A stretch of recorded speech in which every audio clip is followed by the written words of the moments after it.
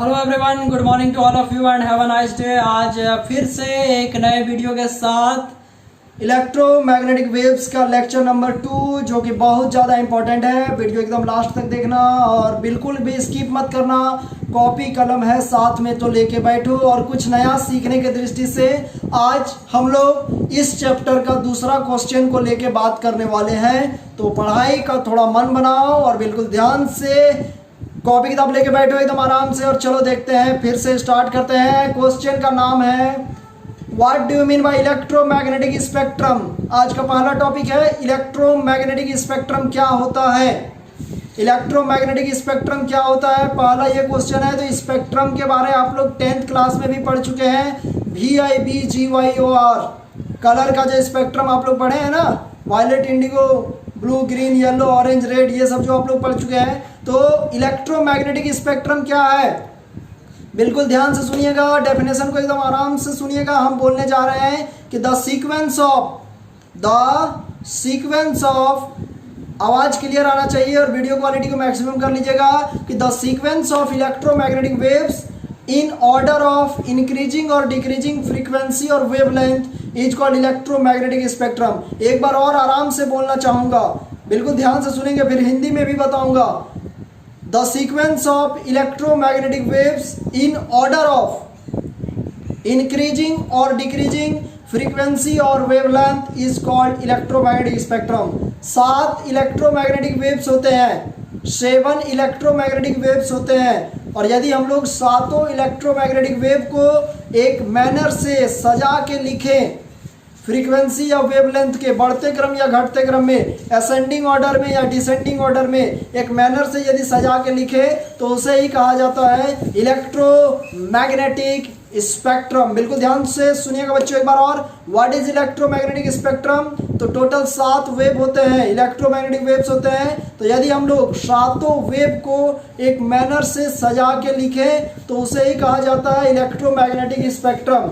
या तो फ्रीक्वेंसी के बढ़ते क्रम में या घटते क्रम में, या वेवलेंथ के बढ़ते क्रम और घटते क्रम में हम लोग इसको लिख सकते हैं। जैसा कि आप लोग यहाँ पर देखिए, gamma ray, X ray, ultraviolet रे, विजिबल रे, इंफ्रारेड रे, माइक्रोवेव और रेडियो वेव, ये 7 wave, there are total 7 waves. जैसा कि सातों वेव को सजा के रखा गया है। आप यदि ऊपर से नीचे आते हैं तो वेवलेंथ बढ़ेगा और यदि आप नीचे से ऊपर जाते हैं तो फ्रीक्वेंसी बढ़ेगा। एक बार और रिपीट कर देते हैं। गामा रे पढ़ा जाएगा, एक्स रे, अल्ट्रावायलेट रे, विजिबल रे, इंफ्रारेड रे, माइक्रोवेव और रेडियो वेव। यदि आप ऊपर से नीचे आते हैं तो वेवलेंथ बढ़ेगा और यदि आप नीचे से ऊपर जाते हैं तो फ्रीक्वेंसी बढ़ेगा। तो कमेंट बॉक्स में हमें आपका इंतजार है, आप कमेंट करिए। और सभी बच्चे यार प्लीज बताना, ऑब्जेक्टिव आता है फाइनल एग्जाम में, हम अपना पूरा एफर्ट लगा रहे हैं तुम्हारे लिए। तो मेरे एफर्ट का रिस्पेक्ट करना और बताना। HF मतलब हाई फ्रीक्वेंसी, इसमें से सबसे ज्यादा हाई फ्रीक्वेंसी क्या होगा, कमेंट करो। सबसे लो फ्रीक्वेंसी किसका होगा, कमेंट करो। सबसे हाई वेवलेंथ HW, सबसे हाईएस्ट वेवलेंथ किसका होगा, और LW सबसे लोवेस्ट वेवलेंथ किसका होगा। इस डाटा को देखिए आप और बताइए हाईएस्ट फ्रीक्वेंसी किसका होगा, लोवेस्ट फ्रीक्वेंसी किसका होगा, हाईएस्ट वेवलेंथ किसका होगा और लोवेस्ट वेवलेंथ किसका होगा। यदि हम ऊपर से नीचे आते हैं तो वेवलेंथ बढ़ता जाता है, जिसको लैम्डा के साइन से दिखाए हैं, और नीचे से ऊपर जाता है तो फ्रीक्वेंसी बढ़ता जाएगा। 10 सेकंड का समय देते हैं, 15 सेकंड का समय देते हैं, 20 सेकंड का समय देते हैं। Please please please comment box में कमेंट करो, एफर्ट्स का रिस्पेक्ट करो। सबसे ज्यादा फ्रीक्वेंसी किसका है, सबसे कम फ्रीक्वेंसी किसका है, सबसे ज्यादा वेवलेंथ किसका है और सबसे कम वेवलेंथ किसका है, सबसे ज्यादा किसका है, कम किसका है, हाईएस्ट लोवेस्ट, इसको तुम लोग कमेंट बॉक्स में कमेंट करना, ठीक है। अब देखो बच्चों, एग्जाम में बहुत इंपॉर्टेंट बात बताने जा रहे हैं जो सुनना, स्किप करने का गलती मत करना। वीडियो को एकदम पूरा देखना है, ध्यान से देखना है और जरा सा भी एक पॉइंट भी नहीं छोड़ना है। तो बिल्कुल ध्यान से सुनो। इन्हीं सातों में से 7 को वेव का हम लोग 4 चीज पढ़ेंगे, हर वेव का 4 को चीज पढ़ेंगे। उसका फ्रीक्वेंसी क्या होता है ये पढ़ेंगे, वेवलेंथ क्या होता है ये पढ़ेंगे, उसका सोर्स क्या होता है ये पढ़ेंगे और उसका यूजेज क्या क्या है ये पढ़ेंगे। देखो फ्रीक्वेंसी और वेवलेंथ अलग अलग किताब में थोड़ा बहुत वैरी कर सकता है। कहने का मतलब 1-2 डिजिट आगे पीछे हो सकता है, मतलब किसी में थोड़ा कम ज़्यादा हो सकता है। फ्रीक्वेंसी भी और वेवलेंथ भी अलग अलग किताब में थोड़ा बहुत वेरी करता है, उससे घबराने की जरूरत नहीं है। एग्जाम में फ्रीक्वेंसी वेवलेंथ नहीं पूछा जाता है, जैक बोर्ड के एग्जाम में। सोर्स हम बताएंगे और सबसे इंपॉर्टेंट चीज वो है आपका यूजेज। सातों वेव का जब जब हम आपको यूजेज बताएंगे बिल्कुल ध्यान से सुनिएगा। बाकी आपको लिखने के लिए नोट्स बहुत जल्द अवेलेबल करा दिया जाएगा, आप उसका टेंशन मत लीजिए, वो हम बता देंगे कब आपको नोट्स मिलने वाला है। हर वेव का 4 पॉइंट पढ़ेंगे और वो 4 पॉइंट क्या क्या है? फ्रीक्वेंसी पढ़ेंगे, वेवलेंथ पढ़ेंगे, सोर्स पढ़ेंगे और यूजेज पढ़ेंगे। आज देखते हैं कहां तक होता है, उसका नेक्स्ट वीडियो में फिर उसका आगे ये क्वेश्चन पढ़ लिया और कितना प्रॉपर्टी याद किया है ये भी कमेंट बॉक्स में हमको कमेंट करके बताओ।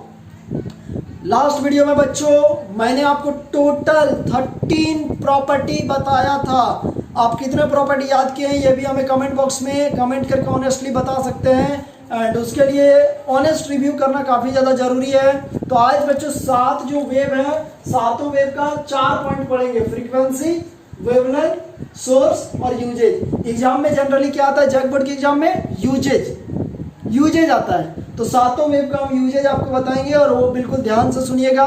बाकी हम आपको फ्रीक्वेंसी भी बताएंगे, वेवलेंथ भी बताएंगे, सोर्स भी बताएंगे और यूजेज भी बताएंगे। आप बिल्कुल ध्यान से वीडियो पे बने रहिएगा। शेयर प्लीज ज़्यादा से ज़्यादा कर दीजिए और लोगों तक पहुंचाइए, ज़्यादा से ज़्यादा लोग इस वीडियो को देख सके।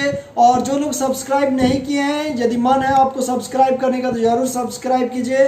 समय समय पे मोटिवेशनल वीडियो, लाइव क्लासेस, आपके हर प्रॉब्लम को ऑलमोस्टली जहाँ तक हो सके सॉल्यूशन, आपसे बातें, सब कुछ होता रहेगा।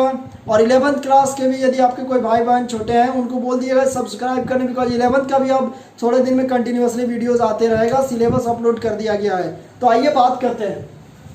तो सबसे पहले ये आप लोग यदि भर लिए होंगे तो देखिए हाईएस्ट फ्रीक्वेंसी हो जाएगा गामा रे और लोवेस्ट फ्रीक्वेंसी हो जाएगा radio wave. Highest wavelength radio wave और लोवेस्ट वेवलेंथ गामा रे। तो आइए अब हम लोग सेपरेटली हर एक, देखो ये दिख रहा है, इसी को बोलते हैं इलेक्ट्रोमैग्नेटिक स्पेक्ट्रम। एक मैनर से सजा के रखना, या तो फ्रीक्वेंसी के बढ़ते क्रम में या घटते क्रम में, या वेवलेंथ के बढ़ते क्रम और घटते क्रम में। यदि सजा के सातों वेव्स को रखते हैं तो उसे ही हम लोग इलेक्ट्रोमैग्नेटिक स्पेक्ट्रम कहते हैं। तो अब हम लोग सब कुछ बात करते हैं। तो सबसे पहले स्टार्ट करेंगे हम लोग गामा रे से, कि गामा रे का फ्रीक्वेंसी क्या होता है, इसका वेवलेंथ कितना होता है, सोर्स क्या क्या है और यूजेज क्या क्या है। वैसे नोट्स में सारा कुछ हमने आपको लिख दिया है, लेकिन फिर से यहाँ भी लिख देते हैं, ठीक है, आपको थोड़ा ज्यादा क्लियर हो जाएगा। तो सबसे पहले हम लोग हेडिंग देंगे कौन सा रे ना, सबसे पहले हम लोग हेडिंग देंगे गामा रे, नंबर 1, ठीक है, गामा रे। इसका आप यदि फ्रीक्वेंसी बोलेंगे तो फ्रीक्वेंसी होता है 3 × 10⁻21 हर्ट्ज, HZ हर्ट्ज फ्रीक्वेंसी का unit.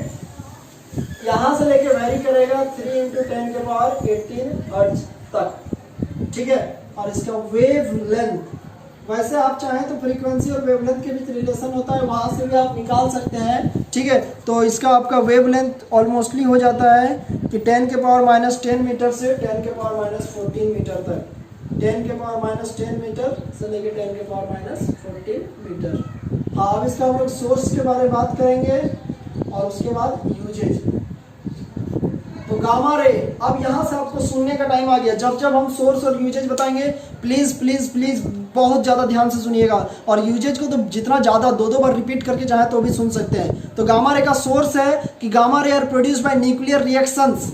Nuclear reaction atoms nuclear में पढ़ना है, जहां पर हम लोग पढ़ेंगे न्यूक्लियर फ्यूजन, न्यूक्लियर फिजन, वो सब के बारे जहां पर पढ़ना होगा तो वहां पर हम लोग पढ़ेंगे कि गामा रे। अभी आप बस इतना जान लीजिए, इस चैप्टर में आपको पूरा एक्सप्लेनेशन अभी नहीं पढ़ना है, अभी जानिए कि गामा रे का सोर्स क्या है। तो gamma ray are produced by nuclear reactions and gamma ray is also produced by radioactive nuclei. पहला सोर्स क्या हुआ? पहला सोर्स हो गया न्यूक्लियर रिएक्शन से ये प्रोड्यूस होता है, और दूसरा सोर्स हो गया रेडियो एक्टिव न्यूक्लियाई। पहला सोर्स हो गया न्यूक्लियर रिएक्शन और दूसरा सोर्स हो गया रेडियो एक्टिव न्यूक्लियाई। अब यूजेज, तो गामा रे का पहला यूज होता है कि gamma ray are used in the treatment of cancer to destroy cancer cells. Cancer नाम का भयानक बीमारी जो होता है, उस बीमारी में जो कैंसर के सेल्स होते हैं उसको मारने के लिए, उसको डिस्ट्रॉय करने के लिए मेडिकल सेक्टर में गामा रे का यूज होता है। एक बार और यूजेज एग्जाम में यही आता है बहुत बार, जैक बोर्ड के एग्जाम में यूजेज, गामा रे का यूजेज क्या है, नॉलेज बढ़ाने के लिए सुनिए। गामा रे का यूजेज है मेडिकल सेक्टर में कैंसर नाम की जो बीमारी होती है उसके इलाज में, टू डिस्ट्रॉय कैंसर सेल्स। और गामा रे का दूसरा यूज है, it is used in food preservation, खाने पीने का सामान को काफी दिनों तक सुरक्षित रखने के लिए, संक्रमित ना हो इससे बचने के लिए गामा रे के चारों ओर, खाने के चारों ओर गामा रे का प्रोटेक्शन दिया जाता है, ये खाने पीने को सुरक्षित रखता है। तो दो यूजेज है, यूजेज को हम हर बार हर वेब में 2 बार रिपीट करेंगे। तो पहला यूज बता दिए कि गामा रे का पहला यूज कहाँ है, तो गामा रे का पहला यूज है कैंसर नाम की बीमारी के इलाज में, और दूसरा यूज है फूड प्रिजर्वेशन में, मतलब खाने पीने का जो चीज़ होता है उसको काफ़ी ज़्यादा दिन तक सुरक्षित रखने में। अब हम लोग यहीं पर पढ़ेंगे दूसरा रे के बारे। तो गामा रे के बाद कौन सा आता है, दूसरा रे, ठीक है। तो गामा रे के बाद दूसरा जो रे है उसका नाम क्या है, एक्स रे, और इसका फ्रीक्वेंसी होता है 10⁻18 से लेके कहाँ तक, 10⁻16, और इसका वैल्यू होता है 10⁻⁻8 मीटर से लेके 10⁻⁻30 मीटर। तो बात करेंगे सबसे पहले हम लोग अभी दूसरा रे पे हैं, ठीक है। दूसरा रे जिसका नाम क्या है, एक्स रे, और इसका आप लोगों ने फ्रीक्वेंसी देखा, इसका वेवलेंथ भी आप लोगों ने देखा, ठीक है।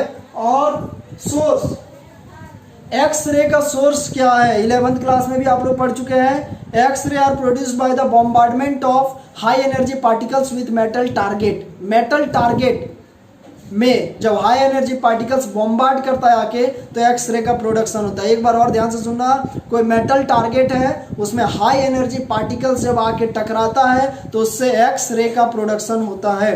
एक्स रे कैसे प्रोड्यूस होता है, तो किसी मेटल टारगेट में जब हाई एनर्जी पार्टिकल्स आके बॉम्बार्डमेंट करते हैं तो आपका एक्स रे का प्रोडक्शन होता है।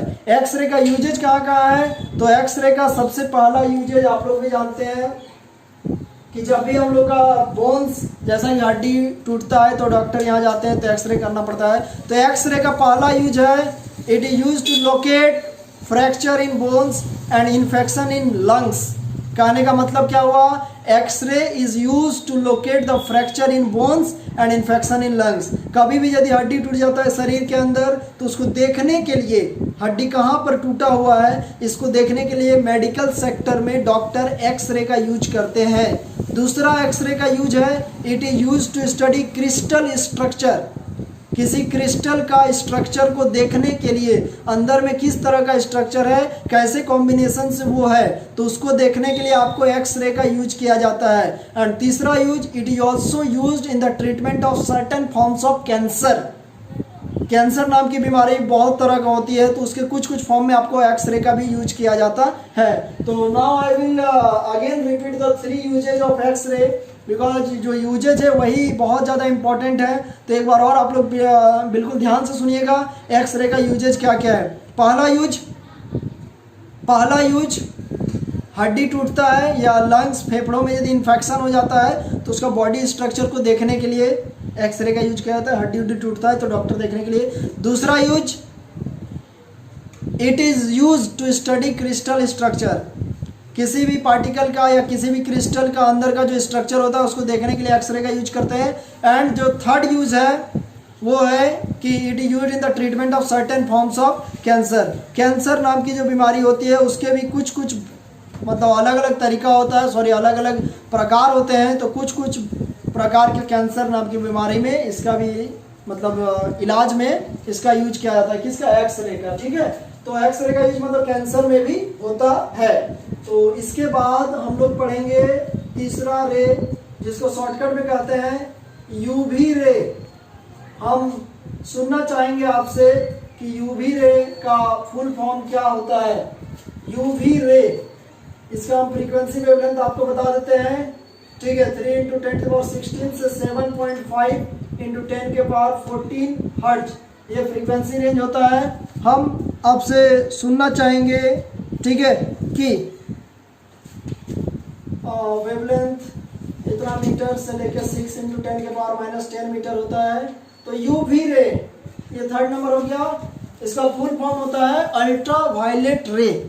अल्ट्रा वायलेट रे, इसका आपको फ्रीक्वेंसी हो गया इतना, ठीक है, रेंज आपको लिखा हुआ है 3 × 10⁻16 hertz to 7.5 × 10⁻14 hertz and this is its wavelength of ultraviolet ray. And source, अब बात करेंगे सोर्स।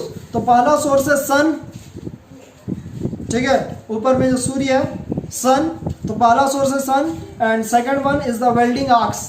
वेल्डिंग आर्क्स, जब वेल्डिंग होता है, ठीक है, तो वहां से आपका यूवी रे का सोर्स के रूप में वो काम करता है। तो पहला सोर्स हो गया सन और दूसरा हो गया वेल्डिंग आर्क्स, ठीक है, आर्क्स मतलब होता है ज्वाला। तो यूवी रे का फ्रीक्वेंसी बता दिए, वेवलेंथ बता दिए, अब बता रहे हैं आपको सोर्स भी बता दिए, अब बता रहे हैं सबसे इंपॉर्टेंट यूजेज, एग्जाम के लिए जो सबसे इंपॉर्टेंट है यूजेज। तो यूवी रे का पहला यूज होता है, ठीक है, वाटर प्यूरिफायर में। बिल्कुल ध्यान से सुनिएगा, यूवी रे का पहला यूज होता है वाटर प्यूरिफायर में। It is used in water purifier. UV ray का यूज होता है वाटर प्यूरिफायर में।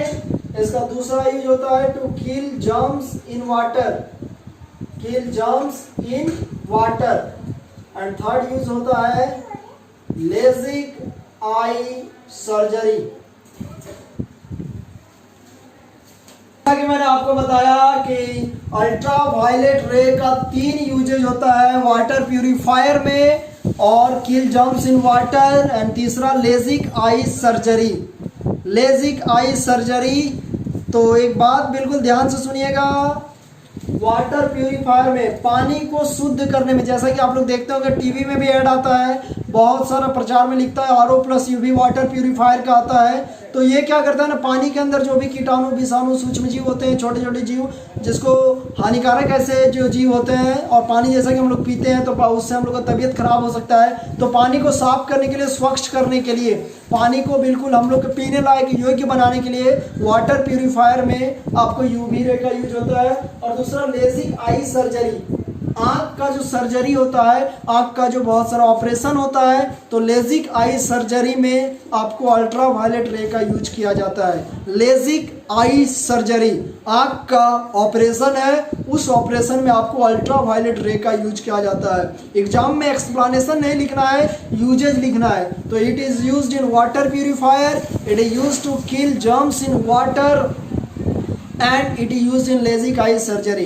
एंड अभी एक और बताएंगे सबसे इंपॉर्टेंट, या बोलिए कि सबसे आसान वाला, जो कि सबको पता है और बहुत अच्छे से आप लोग को आता होगा ये, ठीक है, बिकॉज ये जो हम बताने जा रहे हैं 4th नंबर वाला, ये अभी हो रहा है। जी हाँ, 4th वाला जो है बहुत ज़्यादा इंटरेस्टिंग है और ये अभी का है टॉपिक, ठीक है।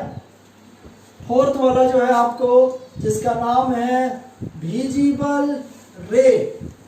विजिबल रे, यही वो रे है जिसके कारण अभी हम आपको देख पा रहे हैं, आप हमको देख पा रहे हैं। इसका हम आपको फ्रीक्वेंसी लिख देते हैं, ठीक है, ये हो गया इसका फ्रीक्वेंसी। और इसका जो आपको वेव लेंथ होता है, ठीक है, वो आपको जाता है 7 × 10⁻⁻7 मीटर से लेकर 4 × 10⁻⁻7 मीटर तक।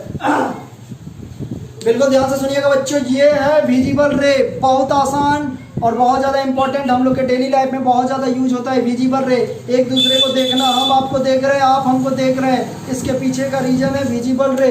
ये है आपका विजिबल रे का फ्रीक्वेंसी, ये है आपका वेवलेंथ। ये फ्रीक्वेंसी है, ये वेवलेंथ है। अब इसका सोर्स, तो विजिबल रे का सबसे बड़ा सोर्स है सन, सूर्य। हर सुबह एक नया एनर्जी, एक नया होप के साथ उदयमान हो जाना, चाहे लाख अंधेरा क्यों ना हो, ठीक है, लाख गुना अंधेरा क्यों ना हो, सूर्य उठता है। तो सूर्य पहला सबसे बड़ा सोर्स, ठीक है, विजिबल रे का पहला सोर्स हो गया सन।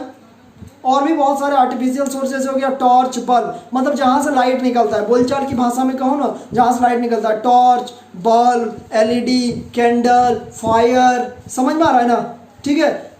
विजिबल रे, इसका सोर्स हो गया सन, पहला सन। टॉर्च, बल्ब, ये सब इसका सोर्स हो गया, ठीक है। और इसका यूजेज कितना है ये तो हम क्या बोले, हमसे ज्यादा तो आपको पता होगा। It is use to see the beauty of nature, पूरे नेचर को, पहाड़ पर्वत नदी नाला कुछ भी हो, पूरे नेचर को, ह्यूमन बींग्स को देखने के लिए विजिबल रे का यूज किया जाता है। Without the help of visible ray in the condition of darkness we can't see each other, ठीक है। तो पहला हो गया it is use to see the beauty of nature, it is use to see the nature. And दूसरा इसका usages है it is use in photography, जब आप मोबाइल से फोटो कैप्चर करते हैं या अपने DSLR से फोटो कैप्चर करते हैं, फोटो खींचने के लिए लाइट होना जरूरी है। अंधेरा में मोबाइल से फ्लैश लाइट जलाते हैं, तो वो जो आप फ्लैश लाइट जलाते हैं वो भी आपका विजिबल लाइट ही है, समझ में आ रहा है ना, ठीक है। तो मेरे कहने का मतलब है बच्चों, विजिबल रे देखने के लिए यूज होता है, फोटोग्राफी में यूज होता है, ठीक है। तो ये था आपका 4, अभी 3 बाकी है। आज का वीडियो यहीं तक है, नेक्स्ट पार्ट जरूर देखना यदि एग्जाम में नंबर लाना चाहते हो तो।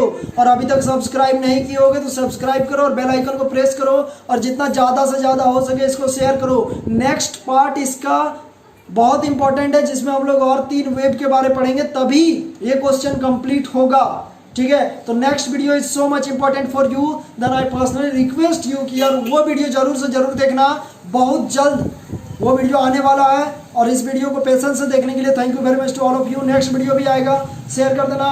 टेक केयर एवरीवन, मिलते हैं बहुत जल्द, बाय।